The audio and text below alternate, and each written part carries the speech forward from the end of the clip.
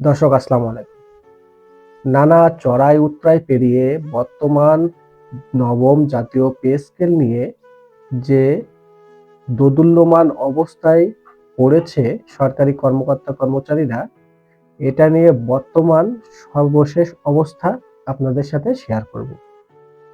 The daily campus থেকে আমরা জানতে পেরেছি, পে স্কেল বাস্তবায়নের জন্য যে অর্থের প্রয়োজন তা বাজেটে অন্তর্ভুক্ত করে যাবেন অন্তর্বর্তীকালীন সরকার।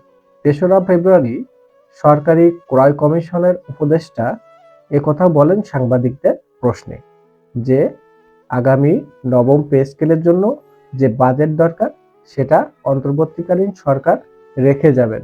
তিনি আরো মন্তব্য করেন, পে স্কেলের যে কমিশন তৈরি করা হয়েছিল তারা যে প্রস্তাবনা দিয়েছে সেই প্রস্তাবনায় সরকারি কর্মকর্তা কর্মচারীদের বেতন দ্বিগুণ হারে বৃদ্ধি পাওয়ার প্রস্তাবনা উঠে এসেছে।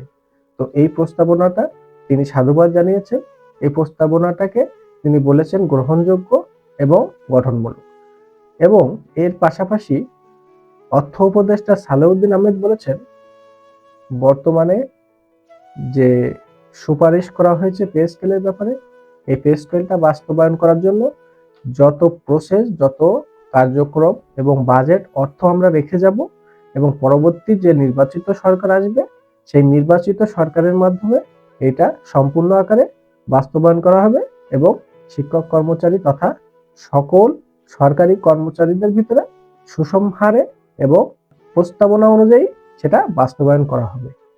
তো আসলে এখন দেখার বিষয় যে যে প্রস্তাবনাটা দেয়া হয়েছে এই প্রস্তাবনা অনুযায়ী আসলে কি বাস্তবায়ন করা হবে, পরবর্তী সরকার কি সেটা গ্রহণ করবে এবং বর্তমান অন্তর্বর্তী সরকারের প্রস্তাবনা কি পরবর্তী সরকার বাস্তবায়ন করবে কিনা, এ ব্যাপারে আপনার সুচিন্তিত মতামত আমাদেরকে জানাবেন এবং বার্তা অ্যানালাইসিস চ্যানেলটি সাবস্ক্রাইব করে আমাদের পাশে থাকবেন। ধন্যবাদ সবাইকে। আসসালামু আলাইকুম।